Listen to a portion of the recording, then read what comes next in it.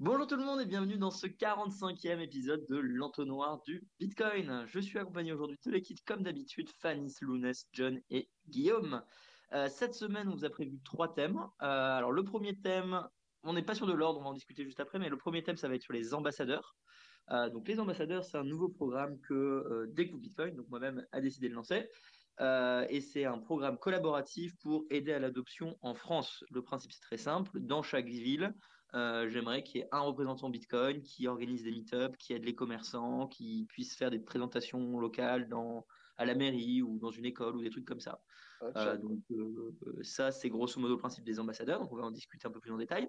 Le deuxième sujet, ce sera sur un article de Jason Loop sur Satoshi et son système de minage durant le lancement de Bitcoin.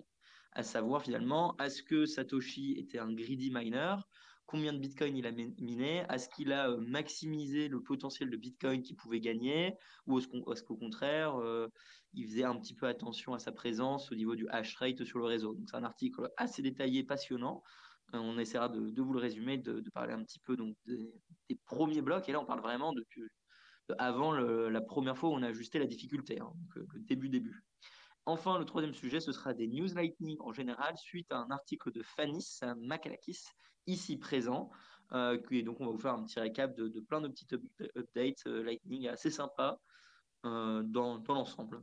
Donc, voici les trois sujets. J'espère que ça va vous plaire. N'hésitez pas à liker, partager. Et si vous n'écoutez pas ce podcast sur une plateforme de podcast 2.0, surtout n'hésitez pas à télécharger Breeze ou alors Fontaine App et vous lancer dans du streaming de SAT en écoutant le podcast. Ça nous aide et c'est cool. Voilà. Est-ce que c'était clair, les amis? À part la manière dont tu as prononcé mon nom, c'était limpide. Merde, désolé. C'est comment déjà?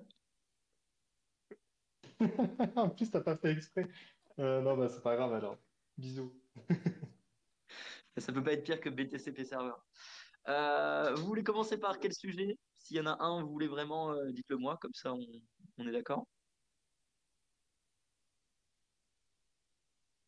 Pas de préférence pour ma part.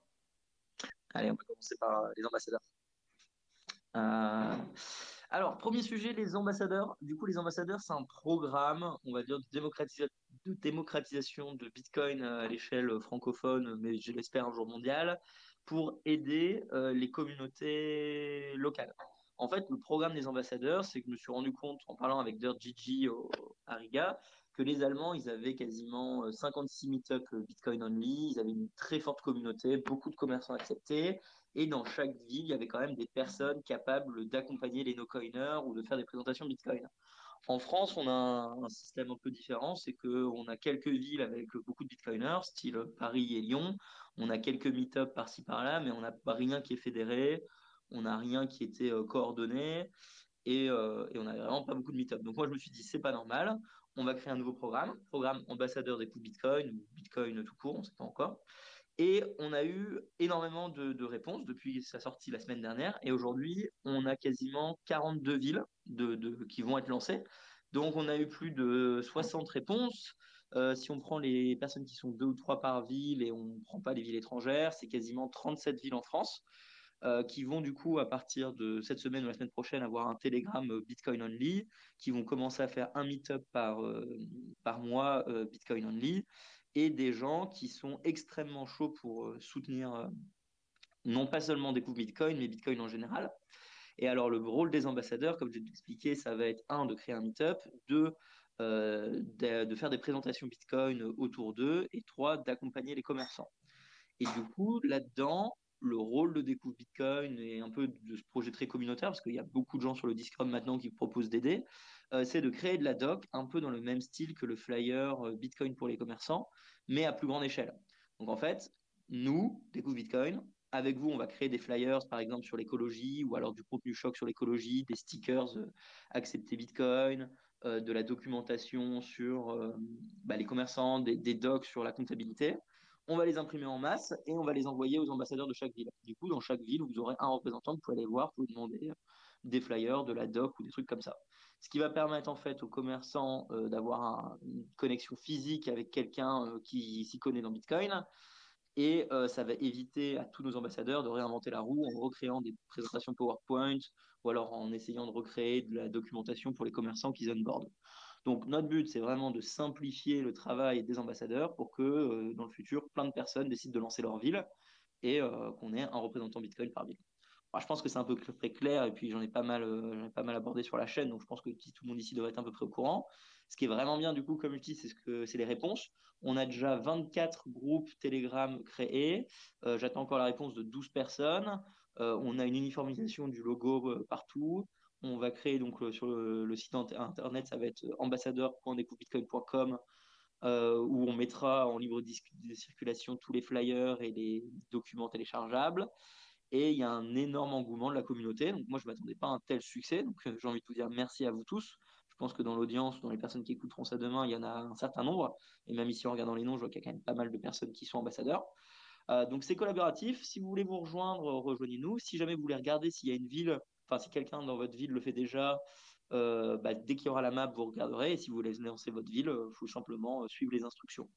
Donc voilà, donc ça c'est en gros le programme des ambassadeurs. Je ne sais pas si vous avez des remarques, qu'est-ce que vous en pensez. Je sais que Lounès, tu es aussi assez chaud là-dessus. Fanny, il faut que tu fasses Marseille. Voilà, c'est quoi vos avis? Est-ce que vous pensez qu'on a loupé un point? Et là où limite on peut avoir un débat, c'est sur les risques. J'avais abordé 4 risques dans ma présentation de lancement, qui étaient à quel point un ambassadeur peut scammer sa communauté locale.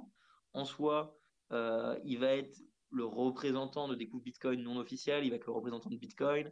Si ça se trouve, il va voler les clés privées, il va mal gérer les clients, enfin les clients, même pas des clients, les commerçants. Bref, il y a ce risque assez important de scam. Comment est-ce qu'on peut le régler? Est-ce qu'on devrait le régler ou est-ce qu'on devrait le marcher, juste dire bah, si un ambassadeur est méchant, il n'aura pas de notoriété, donc finalement il dégage. Enfin, je sais pas. Et il y a deux autres points, mais bon, on va commencer par celui-là. Voilà.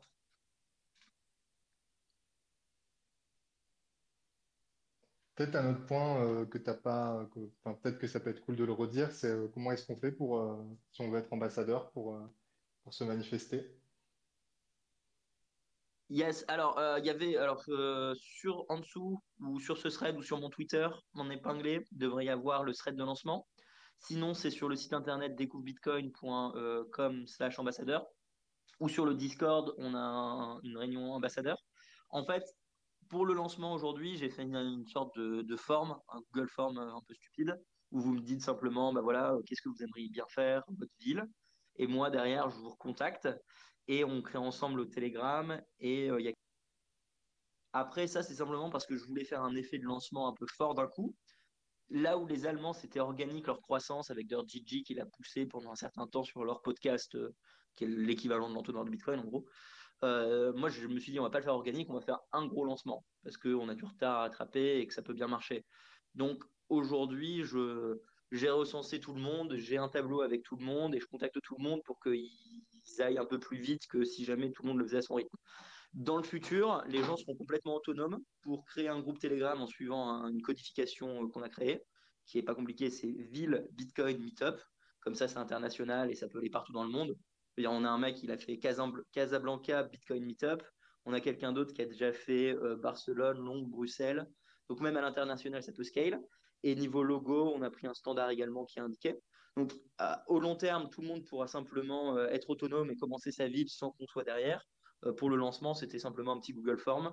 Aujourd'hui, vous pouvez m'envoyer un DM, faire le Google Form dans la description ou nous rejoindre directement sur le Discord et on vous donnera les infos. Rémi, j'espère que ça répond à ta question, Fanny. Et Rémi, je vois que tu as la main levée. C'est Rami. Ah oui, Bonjour. en effet. Désolé. Ouais, c'est pas grave. Non, sinon pour répondre, par rapport au risque que la personne puisse scammer de façon locale, je pense que c'est peut-être, je suis le gros relou, hein, mais peut-être c'est une meilleure approche de faire comme Derbgigi faisait, donc avec une croissance organique.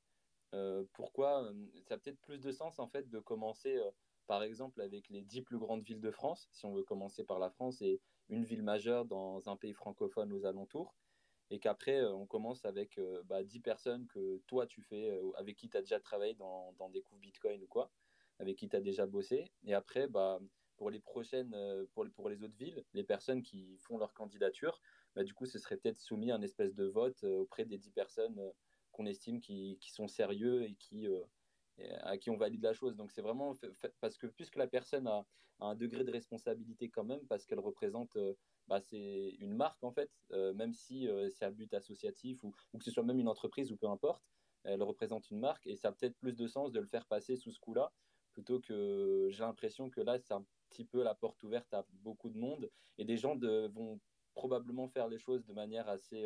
il y aura beaucoup, je pense, de pots cassés. Non pas de mauvaise volonté de leur part, mais peut-être parce que c'est maladroit ou quoi. Et donc, ça peut aussi entacher la chose. Ça peut peut-être desservir la cause en général. Parce que ça peut être des cas minoritaires qui peuvent être après ressortis. Dire, bah, en fait, des coups Bitcoin, c'est ça. Et après, bah, ça casse toute la dynamique derrière. Voilà. Ouais, merci beaucoup pour ton retour, très, très valide tes points. Je pense qu'on va en effet suivre le système de Dirt GT par rapport à la map pour les prochains, dans le sens où c'est un merge et donc on doit l'accepter. Donc en fait, les gens, quand ils veulent se rajouter à notre map et donc que nous, sur des coups Bitcoin, on les recommande, on vérifie quand même. En effet, qui va vérifier? Est-ce que ce sera moi? Probablement pas. Est-ce que ce sera un autre ambassadeur déjà, on va dire, ouais, en qui j'ai confiance ou en qui la communauté a confiance dans sa ville, dans sa région? Possible. Je pense que tu as raison. Genre quelqu'un qui veut lancer Grenoble, peut-être qu'on enverra quelqu'un de Lyon vérifier. Bon, Grenoble, ça marche pas, il y a des gros bitcoiners à Grenoble. Mais dans l'idée, tu as raison. On avait pensé également à un système de chartes, mais finalement, ça, c'est que de la paperasse et ça change pas grand-chose. On va pas les virer, en soi, ils peuvent le faire même sans nous. Également, là, quand même, les gens, enfin, je récoltais quelques informations sur eux. Du coup, j'ai quand même vérifié et il y a des personnes, c'est méchant de ma part, mais je ne les ai pas rappelées. Parce qu'il y avait deux, trois questions en mode qu'est-ce qui t'intéressait dans les meet-up ou quoi. On veut pas recréer les meet-up du Softbark Crypto Trading Group.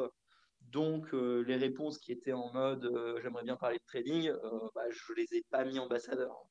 Désolé pour eux. Après, la majorité des gens étaient quand même très portés Bitcoin et ils avaient même peur qu'il n'y ait pas assez de personnes dans leur ville. Donc, l'une des craintes, c'était est-ce que je lance si finalement je pense que je suis le seul Bitcoiner de ma ville. Donc, c'est aussi compliqué de limiter une croissance organique pour des toutes petites communautés. Tu vois.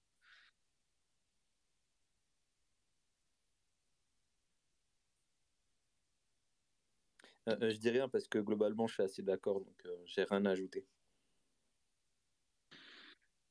Ok. Ce que j'avais pensé comme système, pareil pour la triche, c'était mettre deux ambassadeurs par ville, en mode si jamais, mais bon, ça règle pas trop le souci parce qu'en soi les deux peuvent être de pair. Et une autre solution, c'est mettre une sorte de bien prévenir sur tous nos flyers ou quelque part en mode si vous sentez qu'il y a une arnaque, genre rendez-vous sur, et je sais pas, on met une page des coups Bitcoin où du coup on leur remet bien les règles, ne donnez jamais votre clé privée, ne faites pas confiance, s'il a dit ça, attention. Juste une page claire, simple, nette, précis avec les risques pour que si quelqu'un a un doute, quand il va vérifier, il trouve facilement les gros red flags à éviter. Je sais pas, ça coûte pas beaucoup à produire et ça peut peut-être aider deux, trois personnes qui donneraient leur clé privée ou je sais pas, qui se font avoir.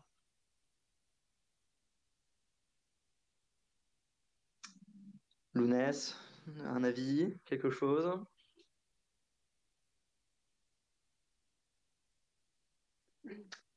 J'écoutais pas, je répondais dans le groupe. Bon, je suis bien seul aujourd'hui. Bon, Rami, merci pour ton intervention. Si quelqu'un d'autre a des feedbacks à donner sur l'académie, dites-le moi.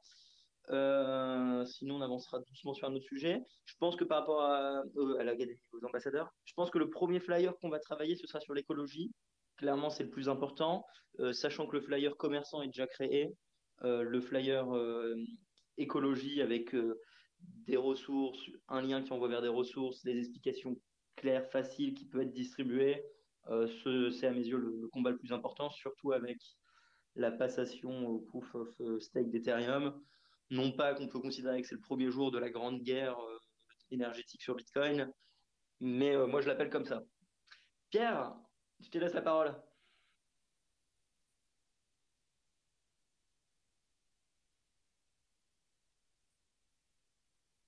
Ou pas. Tu peux te démute en bas à gauche.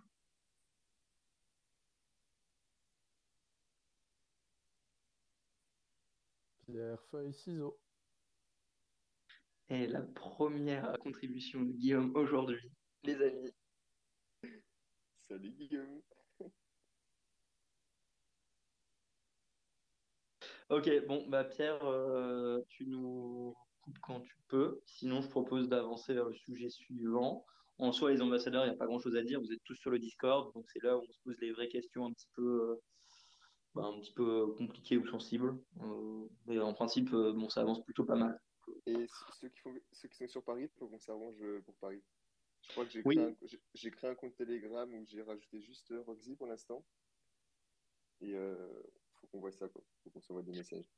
bah, d'ailleurs, du coup, oui, en fait, l'un des autres points, outre les risques de scam, c'était qu'est-ce qu'on fait pour les villes où il y a déjà des groupes crypto. Et donc, il y en avait trois, grosso modo. Il y a Bordeaux, il y a le groupe d'Adli, mais ils sont trois quatre par meet-up. Et donc voilà, donc est-ce qu'on fait concurrence ou pas? Lyon ont déjà une grosse communauté et bah, ils ont déjà un groupe crypto meet-up Lyon. Donc qu'est-ce qu'on fait? Est-ce qu'on merge ou est-ce qu'on change? Et Paris, bah, il y a déjà plein de meet-up. Paris également, c'est différent. Donc en gros, j'ai considéré que Bruxelles, Londres, Paris et Lyon, on va les traiter un petit peu différemment et on fera plus du cas par cas vu qu'il y a beaucoup trop de personnes et qu'il y a déjà des villes. Donc voilà, pour Ouais, info. il me semble que Lyon, ils étaient plus chauds pour garder le groupe existant. Ouais, Parce que ça fait une bonne base quand même. on a longtemps débattu parce qu'en fait, la question c'est comme il y a beaucoup de crypto, enfin, c'est beaucoup de personnes sur les altcoins là-bas, est-ce que du coup, finalement, on les exclut pour repartir à neuf pour les débutants ou est-ce qu'on considère qu'on pourrait leur faire changer d'avis et que le trading, c'est pas peut-être la vie? Enfin, c'est plein de débats. Finalement, Lyon gardera le même groupe Telegram mais va le renommer Bitcoin à la place de crypto, ce qui est un bon compromis, je pense. Ok, bon écoutez, Pierre, n'arrivons pas à prendre la parole, je vous propose de passer vers le deuxième sujet. Fanny, j'ai vu que tu as mis un cœur, je te propose d'attaquer les news lightning et puis après on partira sur la fortune de Satoshi en troisième sujet. Yes, carrément. Merci, Rosie. Bah, du coup, les news lightning, c'était. Donc maintenant, je sais pas si. Bon, je pense que tout le monde n'a clairement pas remarqué parce que c'est assez nouveau, mais j'essaye toutes les semaines maintenant depuis 2 semaines, donc c'est la deuxième fois, de publier un petit article qui se lit en 5 minutes le dimanche et qui essaye de résumer de manière non exhaustive ce que j'ai vu passer qui concerne Lightning et que j'ai trouvé intéressant pendant la semaine. Donc je l'ai mis dans le space et ce sera en description, je pense. Et voilà, bon, il y a quelques trucs que j'ai trouvé cool. Il y a notamment, je pense que ça t'intéressera, Roxy, je sais pas si tu l'avais vu passer, mais l'équipe d'Albai, donc qui est une extension Lightning pour donc l'équivalent de MetaMask, mais pour Lightning, qui a sorti un plugin WordPress pour pouvoir mettre des boutons de donation dans WordPress. Et il y a une vidéo de démo et c'est vraiment super facile à installer et à configurer. Donc je pense que ça t'intéressera pour le site. Et sinon, bah, si vous voulez voir un peu tout ce que j'ai pu voir, je vous invite à aller lire l'article. Il y a notamment Cashu, enfin Cachou, je pense qu'on doit dire. Donc ça s'écrit comme cash, mais avec un U à la fin. Ça ressemble un peu à quelque chose dont on avait déjà parlé il y a quelques épisodes. On avait parlé de Fedimint, qui est une implémentation de l'e-cash de Chaume, donc Chaumian e-cash en anglais, euh, et qui avait la particularité pour ce qui est de Fedimint d'avoir un modèle en fédération. Donc en gros, les mints, c'est des espèces de structures custodiales où en fait on dépose des fonds et on récupère un IOU en échange, donc un token quoi, de la part du serveur central. Mais le truc intéressant, c'est que le serveur central, il peut pas tracer les fonds. Donc il va signer à l'aveugle les tokens qu'il émet et il n'a pas de moyen ensuite de tracer les mouvements de fonds. Donc ça, c'est intéressant. En gros, c'est du custodial, mais avec une très bonne privacy. Et là, Cachou, du coup, c'est ça, mais sans le côté fédéré. Donc, il y a un seul custodial, même si dans le futur, il pourrait très bien avoir l'aspect fédéré, mais avec déjà les dépôts et les retraits via Lightning qui fonctionnent. Donc, on peut déjà jouer avec, même si il faut vraiment juste jouer avec, il ne faut pas mettre trop de fonds parce que ça a été développé en un week-end. Voilà, c'est encore assez. C'est même pas une alpha encore, quoi. Mais ça marche et voilà, c'est assez cool.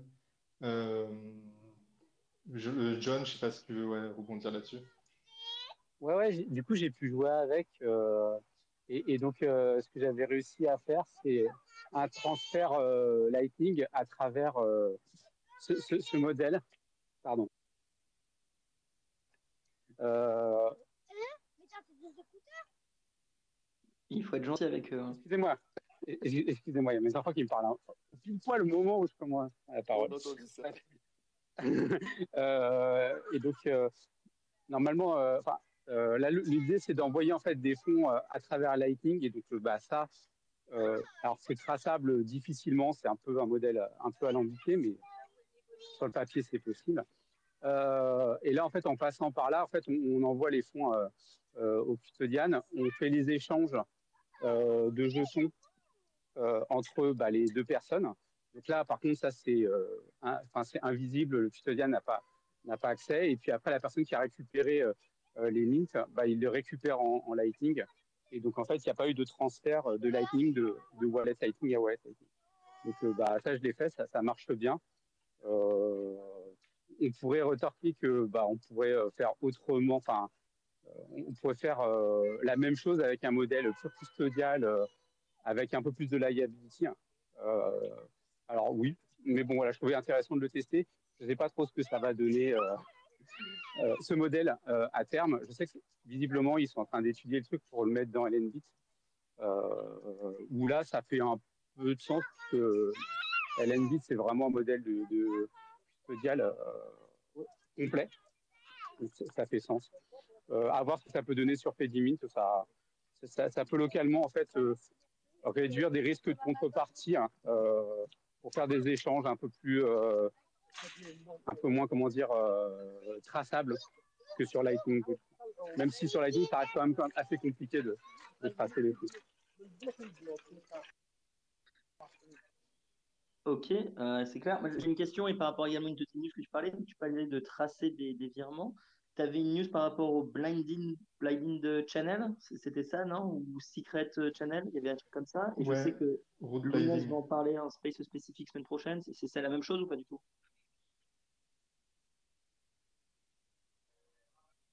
Tu Je posais sais la pas de quoi question. Lounès veut parler. Je crois pas que je veux parler de ça.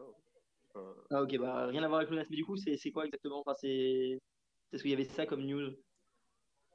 Ah, Yes. ouais, bah, Bah, en gros, le route blinding, l'idée, c'est que actuellement dans Lightning, on a une bonne privacy quand on est l'émetteur d'un paiement. C'est-à-dire que, donc ça, c'est grâce au routage en oignon notamment. C'est-à-dire que quand je paye quelqu'un, il ne peut pas vraiment remonter jusqu'à moi ou à mon identité sur le réseau, etc. Mais par contre, pour le receveur, actuellement, la privacy est plutôt nulle, sauf avec quelques petits hacks actuellement, mais parce qu'en gros, enfin, la manière par défaut de recevoir, c'est d'envoyer une invoice qui indique notamment ta clé publique sur le réseau Lightning et donc qui identifie en fait, ainsi que tous tes canaux publics et donc les UTXO qu'il y a derrière, etc. Enfin, donc c'est pas incroyable de ce point de vue-là. Et l'idée, c'est de plutôt que ce soit l'émetteur qui récupère ton identité, donc ta petit sur Lightning, et qui calcule toute la route, eh ben, vous allez plutôt faire le travail à deux. Et donc, la personne qui veut recevoir, elle calcule une partie de la route. Donc, elle calcule la deuxième partie de la route, la deuxième moitié de la route, donc celle qui part d'un nœud au milieu de la route et qui va jusqu'à elle. Et elle laisse l'envoyeur, l'émetteur, calculer la seconde partie de la route, donc celle qui est au début dans la chronologie que va suivre le paiement, et qui va de l'envoyeur au nœud intermédiaire. Et donc, toute la subtilité du truc, c'est que euh, le receveur, il calcule sa deuxième moitié de la route et il va la chiffrer et la mettre dans l'invoice. Et ensuite, l'émetteur du paiement va lui-même la récupérer dans l'invoice chiffrée, donc il ne peut pas la lire. Il sait juste où est-ce qu'il doit la mettre quand il crée le paiement pour que le nœud au milieu euh, sache la récupérer et lui la déchiffrer pour savoir où est-ce qu'il doit envoyer les paiements par la suite. Donc, je ne sais pas si c'est très clair. Ça se comprend très bien avec un schéma, et donc il y en a un dans l'article. Et je pense que je ferai peut-être un article un peu plus détaillé sur comment ça marche. Mais l'idée, c'est que euh, initialement, donc actuellement, l'émetteur d'un paiement, il connaît votre adresse. Aujourd'hui, vous lui donnez une boîte aux lettres intermédiaire. Vous lui dites envoie jusque-là, et la personne qui gère cette boîte aux lettres intermédiaire, elle sait où me trouver. Et donc, pour que cette personne-là, la boîte aux lettres intermédiaire, sache où vous trouver, en fait, vous lui mettez dans une enveloppe qui est fermée et qu'elle seule pourra ouvrir. Donc, elle, quand elle reçoit le courrier, ben, elle ouvre l'enveloppe et elle voit où est-ce qu'elle doit envoyer le paiement par la suite pour que le paiement vous atteigne à la fin. Et donc, c'est beaucoup plus compliqué maintenant de réussir à désanonymiser des paiements et on a une bien meilleure privacy pour la réception.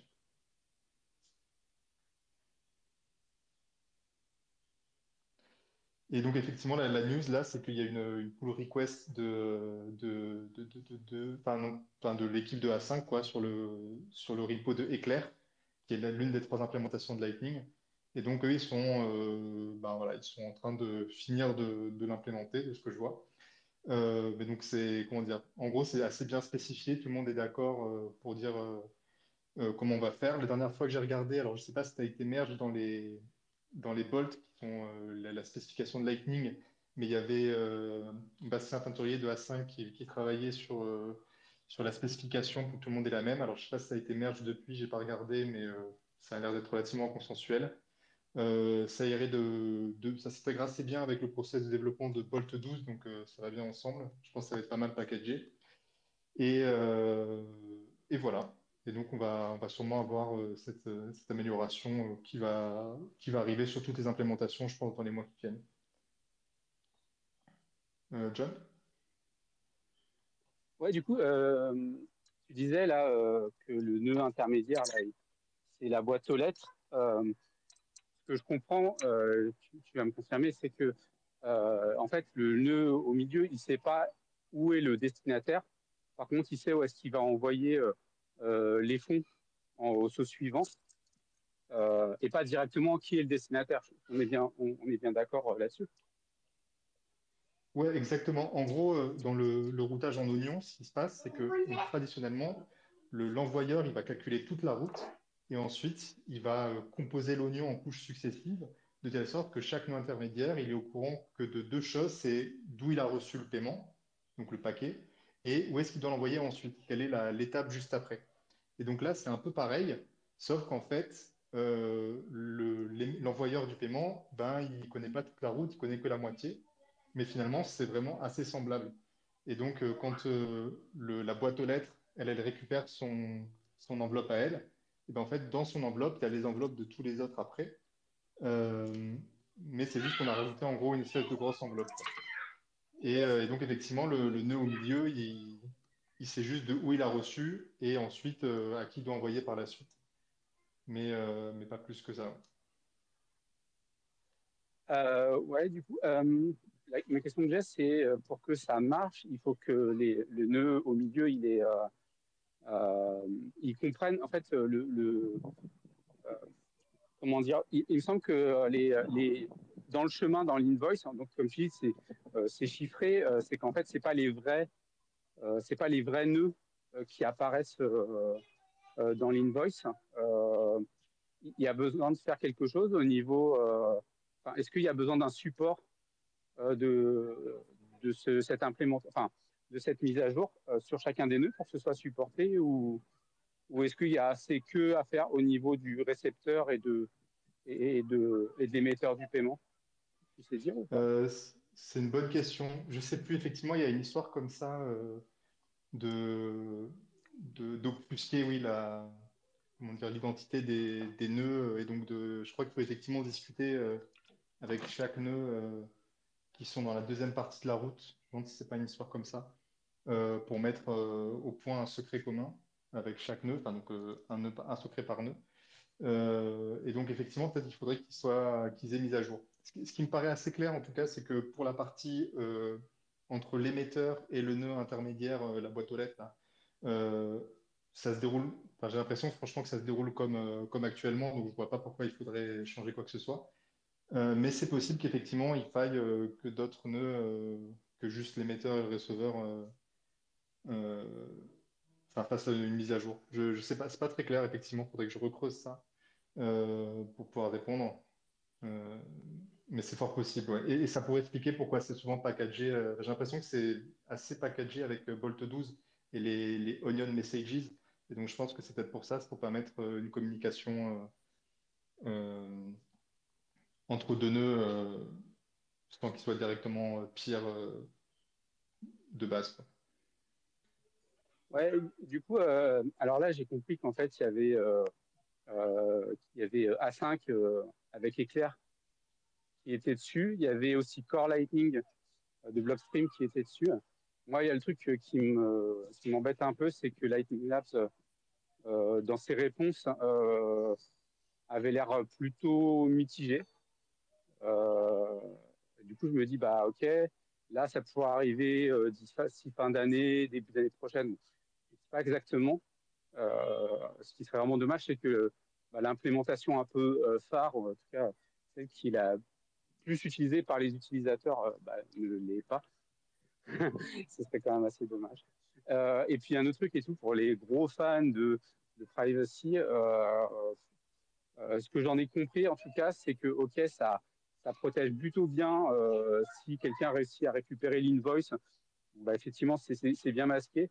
Par contre, il y a toujours ce système sur Lightning de si une, alors une société qui dont son métier c'est d'analyser les transactions euh, sur les blockchains, elle a toujours en fait sa capacité à pouvoir analyser le réseau en déployant des nœuds un peu partout et en essayant de reconstituer un peu l'envoi et la réception du paiement. Et donc, Root Lightning, à ma connaissance, en fait, n'adresse pas vraiment cette problématique. Ce serait plutôt PTLC qui serait un peu plus adapté.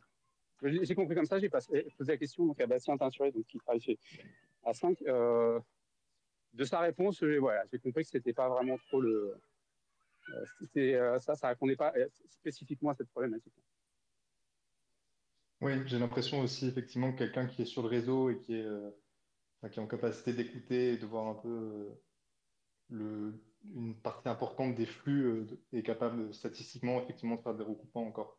Et tu l'as dit, je pense qu'effectivement c'est plutôt PTLC qui peut, euh, qui peut corriger ce genre de choses.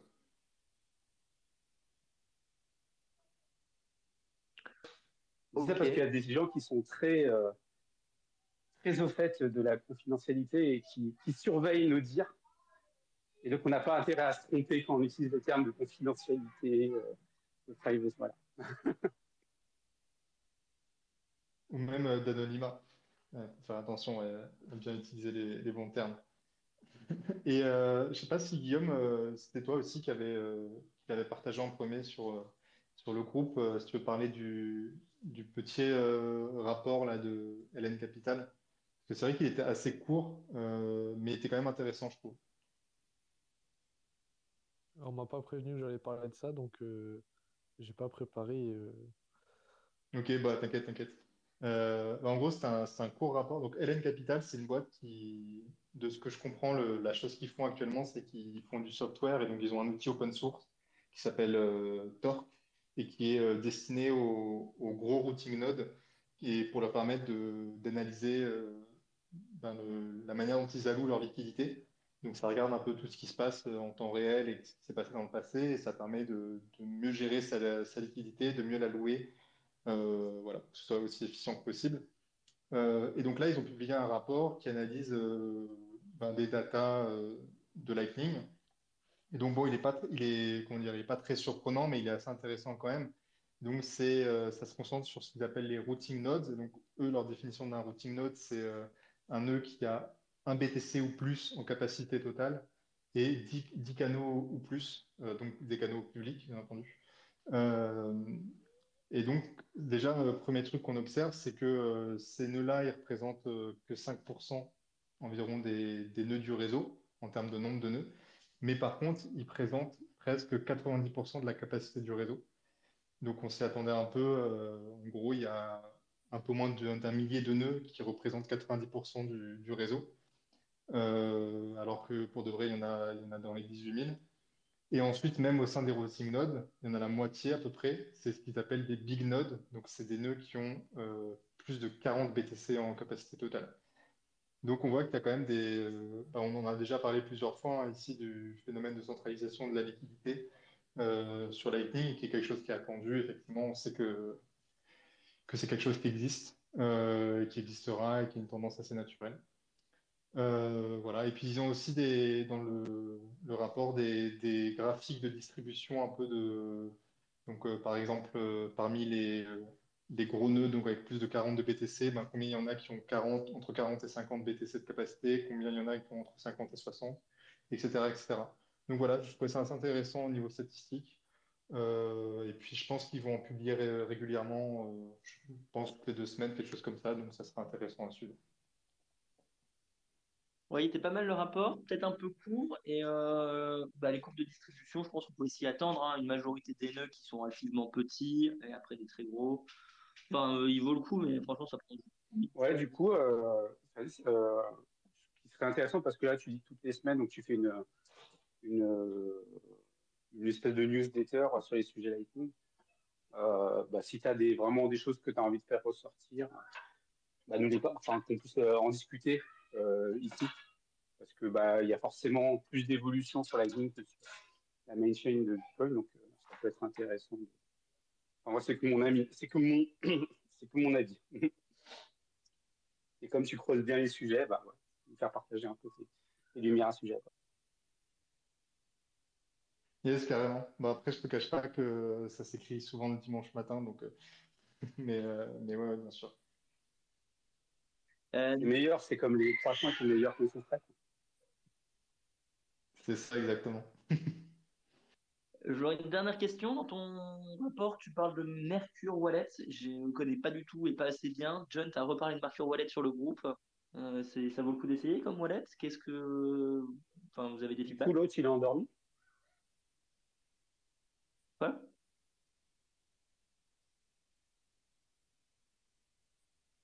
Ah, je Ah, pense que c'était domestique. Ouais, mais Mercury Wallet, c'est en gros l'idée, c'est que comment dire, il y a un serveur central aussi, un peu comme Cachou dont on parlait plus tôt, et donc c'est une solution plutôt axée privacy, où l'idée c'est que plutôt que de faire des transactions on-chain, tu vas les faire off-chain, et comment tu fais une transaction off-chain, c'est en échangeant les clés privées, en gros, mais d'une certaine manière que il n'y a pas de risque que l'autre personne elle connaisse encore la clé privée, quoi.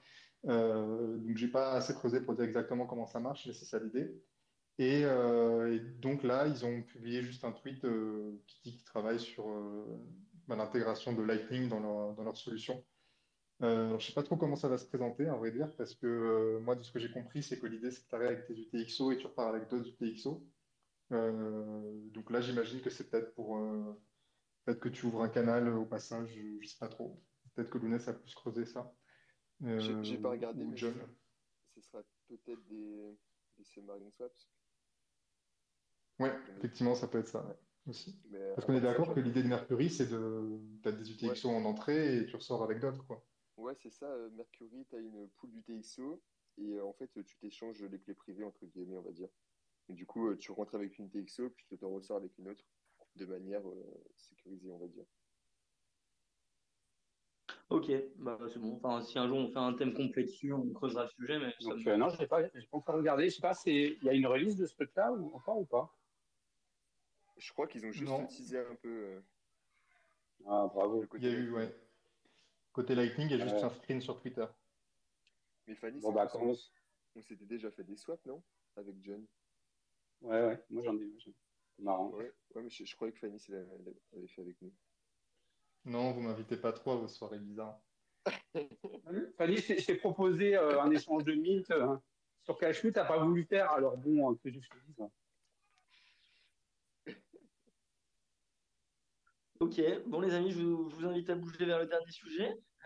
Je vois que l'heure tourne. Instant pub, cette semaine, en théorie, si tout se passe bien, on envoie la formation de Loïc qui est présent ici. Du coup, n'hésitez surtout pas à partager à fond, nous donner un coup de pouce si vous voulez, la faire, et voilà, ça va être cool. Et comparé à toutes les autres formations, je pense que toutes les personnes ici ont à apprendre à la faire. Parce que si, enfin voilà, c'est assez poussé techniquement. Il y a une interview de Pantalis, on va assez loin sur la cryptographie, donc je pense que la majorité des gens là peuvent la faire et vont l'apprécier. Voilà, ça c'est dit. Deuxième chose, je pense que pas cette semaine, on n'aura pas le temps, mais à partir de la semaine prochaine, il y aura une newsletter entonnoir du Bitcoin. On vous fera des petits récaps des articles. Donc quand ça sortira, n'hésitez pas à vous abonner à la newsletter. Et il Et y a de Lounès qui pose la main. Vas-y Lounès, dis-moi. ouais, autre instant pub, cette semaine, on va donc c'est le premier space un nouveau space technique qu'on va faire en semaine. Oh, Donc, j'y ça sera. crois pas, il a osé. Oui, bah oui. Ah, ça me Ça dégoûte. sera, ça sera sûrement mercredi soir. On va parler de Bit 47 cette semaine et des silent payments avec Loïc, Pontani, Sosten, tout ça. N'hésitez pas à rejoindre. Jaloux, Guillaume. Moi, Et T'es invité, t'inquiète. moi, j'y vais que si ça insulte les mères entre Silent Payment et Lutte 47. Hein. Eh ben, Loïc, il est prêt à démonter Silent Payments et nous, on est prêt à faire l'inverse pour Bit 47. Non, mais sachant que ce sera retransmis sur des coups Bitcoin sur le podcast. Donc en soi, ouais, c'est ça.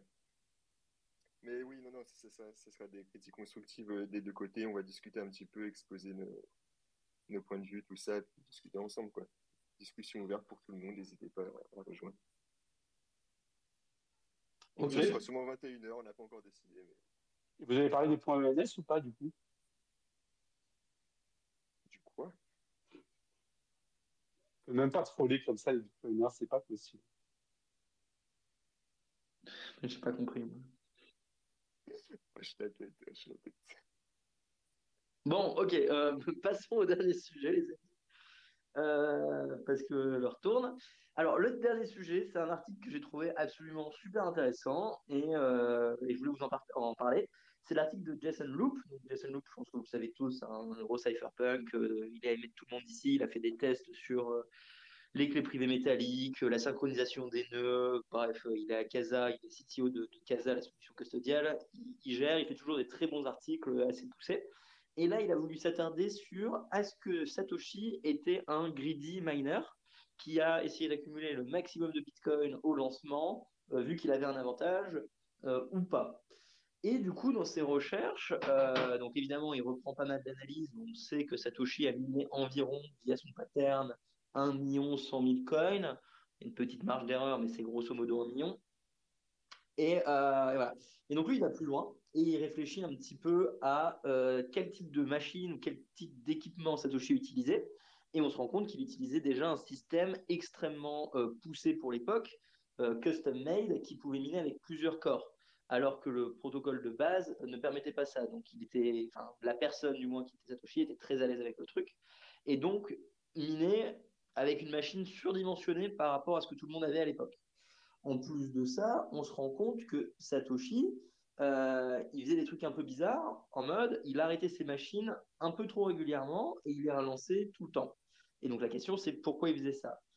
Et en fait, à travers toute son analyse, il regarde les patterns de minage de Satoshi un peu plus en détail en fonction de ses machines, du hash rate, et il explique plusieurs points assez intéressants. Le premier point, c'est que Satoshi a tout de suite eu l'idée qu'il devait baisser son hash rate. Et en fait, il a baissé son hash rate pendant les premiers. Donc, il a fait 3 mois avec le même hash rate, puis 3 mois, il l'a baissé de 25%, puis il a rebaissé de 25%.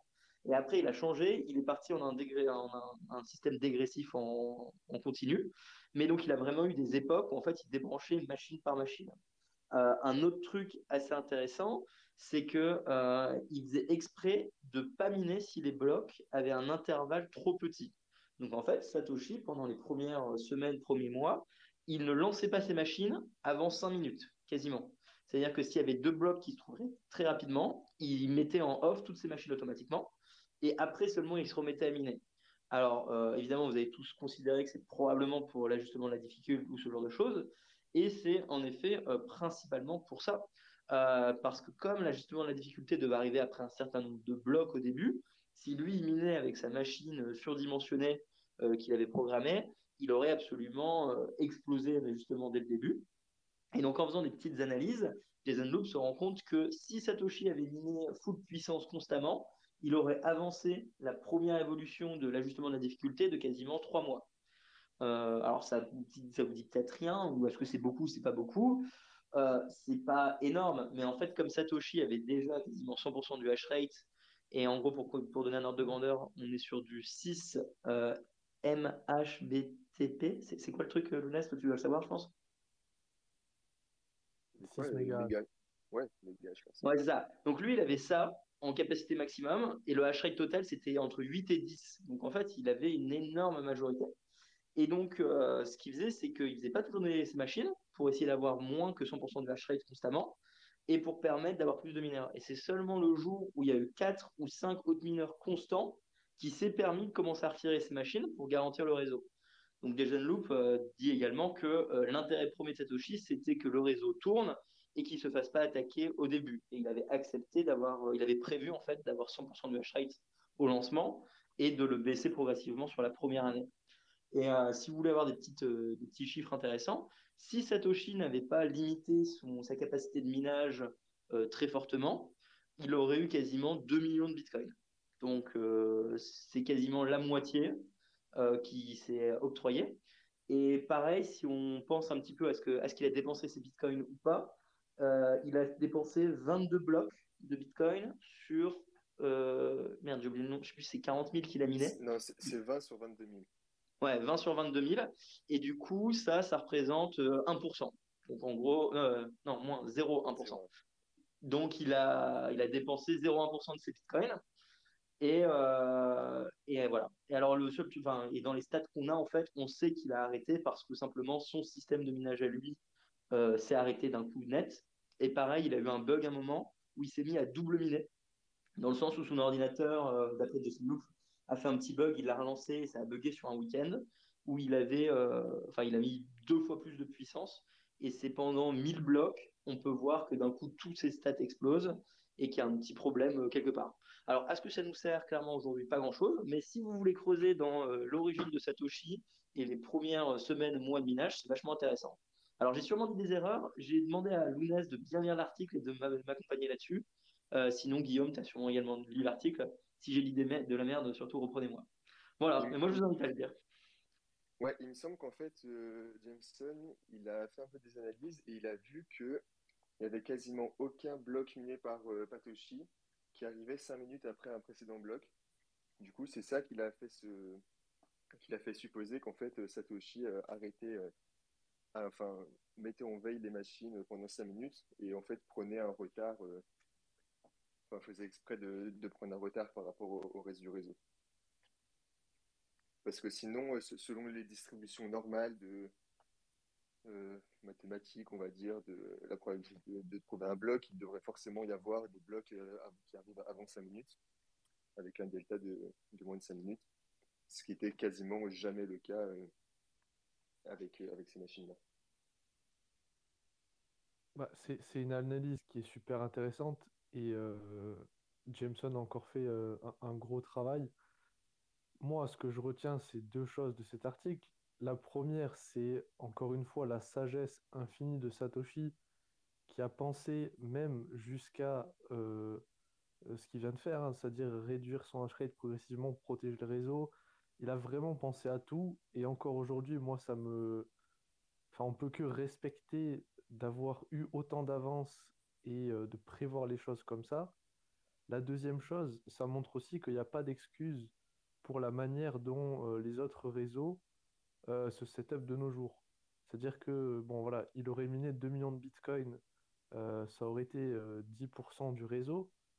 Quelle est la justification aujourd'hui quand on a des pré-mines de 50% sur d'autres coins? Voilà, pour moi, c'est les deux choses à retenir de ça. Et, euh, et c'est une analyse qui est quand même super intéressante. Également, tu vois, moi, je suis complètement d'accord avec ce que tu dis, Guillaume, c'est fou. Et par rapport à sa préparation, dites-vous bien du coup qu'il a quand même, enfin, préparé son ordi et tous ces trucs en conséquence pour avoir, si besoin, assez de force pour sécuriser le réseau. Mais il les a pas utilisés. Donc, en plus de simplement baisser son hash rate, il utilisait même pas 100% de son hash rate. Donc, il avait de la marge en plus en cas d'attaque. Il était prêt à défendre si besoin. Et il l'a jamais utilisé. Donc, même dans sa préparation du truc, il avait considéré que il fallait qu'il ait un avantage sur tout le monde. Et là, même une fois qu'il avait arrêté de miner, lui, parce qu'il a miné pendant à peu près un an, sur les talks de Bitcoin Talk, il disait il faut rester en CPU, il faut rester pour que tout le monde puisse miner le plus loin possible. Ah, il y a deux mains qui se lavent la main, je dis de la merde. Il était pour que un maximum de personnes puissent rejoindre le réseau au début. John, puis Guillaume.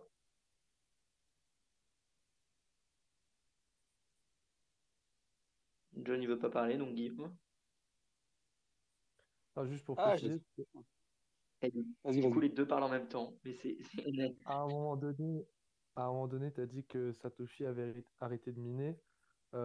Juste pour être précis, on ne sait pas exactement s'il a arrêté de miner. Tout ce qu'on sait, c'est que le pattern, le Patoshi, n'était plus identifiable après un certain temps. C'est Donc vrai. peut-être que Satoshi continue de miner aujourd'hui, hein, Dieu le préserve, mais c'est juste une petite précision. En effet. John? Ouais, ça colle bien avec les échanges qu'il a pu avoir sur Talk ou Linguist, où par exemple il voulait que ça reste quand même relativement discret, il voulait pas non plus que ce soit attaché euh, au marché noir ou ce genre de choses, parce qu'il savait que Bitcoin ça pouvait être la cible de grandes puissances. Et donc, je trouve que ça marche plutôt bien. D'un côté, il se donnait du mou pour des acteurs qui étaient pas forcément des États, mais qui pouvaient réunir de la puissance de calcul, donc il avait de quoi faire. Et d'un autre, il voulait pas non plus qu'un État se mette en fait, à gêner le projet Bitcoin. Donc, je trouve que c'est plutôt cohérent, sa démarche. En tout cas, c'est pas une démarche de venture capitaliste. Ouais, voilà. Parce que l'intérêt de cet article, et pourquoi Jason l'a fait, c'était en mode arrêter la critique Satoshi a plein de bitcoins le jour où il va les libérer sur le marché, ou alors Greedy Satoshi, il en a profité comme un salaud. Parce que bah, s'il voulait en profiter comme un salaud, il aurait miné comme un salaud au début, tu vois. Et puis il aurait peut-être. Enfin, tous les arguments tombent petit à petit grâce à ce genre d'études. Et merci à Jason Loop de l'avoir fait. D'ailleurs, je pense que si quelqu'un veut se motiver à le traduire en français, c'est le genre d'article qui donne de la plus-value pour la communauté française. Guillaume? Et d'ailleurs, pour ceux que ça intéresse, parce qu'on parle beaucoup d'analyse on-chain, etc., ces derniers temps, la nonce analysis qu'a fait Jameson Loop, c'est un champ d'études qui peut être un petit peu plus étendu. Et aujourd'hui, c'est comme ça, par exemple, grâce à certaines études, par exemple Karim Elmi qui avait fait ça il y a quelques années, on peut déterminer via un certain pattern de nonce quel type de machines sont sur le réseau. Et donc, à l'époque, il avait réussi à déterminer qu'il y avait encore 30% de Antminer S9 qui étaient présents sur le réseau. Donc, juste pour dire que voilà, s'il y a des gens qui s'intéressent à ça, qui trouvent l'article intéressant, c'est le nonce analysis, c'est un rabbit hole qui est encore énormément sous-développé. Écoutez, même moi, je ne savais pas qu'il y avait ce rabbit hole à explorer, donc je vais essayer d'oublier cette phrase pour pas me rajouter du taf. Si, on veut un tuto maintenant. Non, non, ouais. Ah oui, attends, on a quand même Lounès, on vous a fait POS Ben Arc là, ce week-end, faut que je la monte. Et Lounès s'est annoncé, il nous fait la formation Sparrow Cold Card et également un petit module sur GitHub pour tous ceux qui ne savent pas comment l'utiliser. Donc j'ai emboucané Lounès jusqu'au bout. En vrai, peut-être que Lounès, il peut lancer un autre space hebdomadaire le jeudi soir pour nous parler du nonce analysis, s'il n'a pas déjà assez de space, évidemment. Bah, ça peut être un sujet de space du mercredi. Enculé. Bon, écoutez, voilà, si vous voulez poser des questions par rapport à l'article, allez-y. Après, c'est un article assez détaillé techniquement, donc c'est sûr que si vous l'avez pas lu, c'est assez compliqué de poser une question. Mais on ne sait jamais. Et également, il y a des petits dessins vachement clairs et beaux. Donc ça, c'est plutôt intéressant. Ah, on a bien les dessins. Ouais. Bah, moi, c'est dans les articles, souvent, c'est les dessins, parce que le texte anglais, j'arrive pas à le lire. Ok. Bah, s'il n'y a plus rien à dire, parce qu'on a fait les news, on a fait nos trois Et sujets. juste pour Devalium qui a demandé le nom de l'article, on vient de l'épingler sur le Space. Et il sera dans la description de la vidéo. Ouais, il prend 15 minutes à lire. Écoutez, bah, je vais fermer le space ici. Je suis malade, donc ça m'arrange, moi. Je vous fais des bisous. Merci beaucoup à Fanis, John, Guillaume, Lounès, comme d'hab. Merci à tout le monde. Merci à Bitcoin.fr qui sont là, Marco, pour nous partager tous les dimanches. Je sais qu'on n'est pas facile vu qu'on annonce littéralement 3 heures avant l'entonnoir. Oui, on a abandonné l'idée de le faire le samedi avec un Honteux. site beau et propre parce qu'on choisit les C'est sujets littéralement à honteux. 14 heures. Tu disais, Guillaume? Non, je disais que c'était honteux. Voilà, c'est honteux. Voilà, donc il faut faire avec nous, hein. Sachez que c'est souvent quand même, on le fait, mais on l'annonce tard. Si je peux me permettre, ce qui est honteux, c'est que Guillaume n'a pas hosté depuis bien 4 mois. Oui, c'est vrai que c'est moi qui hoste récemment. Alors c'est légal. À Galaxy, je peux plus le faire, c'est pour ça en fait. C'est pas du tout pour une autre raison. Voilà, en tout cas, les ambassadeurs, on se tient au courant. Abonnez-vous à la newsletter de Fanis, celle de Antonin également. Elle sera sûrement mieux celle de Fanis que la nôtre, clairement. Je me mets pas de doute là-dessus. Bisous aux enfants de John, hein, bisous à toute la famille, hein, on en profite. Allez, au revoir tout le monde. Bisous, merci tout le monde. Bisous. Bisous. Merci d'avoir écouté la vidéo. Pour nous suivre sur les réseaux, c'est Découvre Bitcoin. Un grand merci aux Patreon, aux personnes qui font des donations ou qui nous soutiennent via le e-commerce pour qu'on puisse continuer à fournir des formations, tutoriels et interviews gratuites en 3 langues. Pour plus d'informations sur Bitcoin ou pour n'importe quelle autre question, rendez-vous directement sur www.découvrebitcoin.com. On se retrouve pour la prochaine vidéo. À bientôt les amis!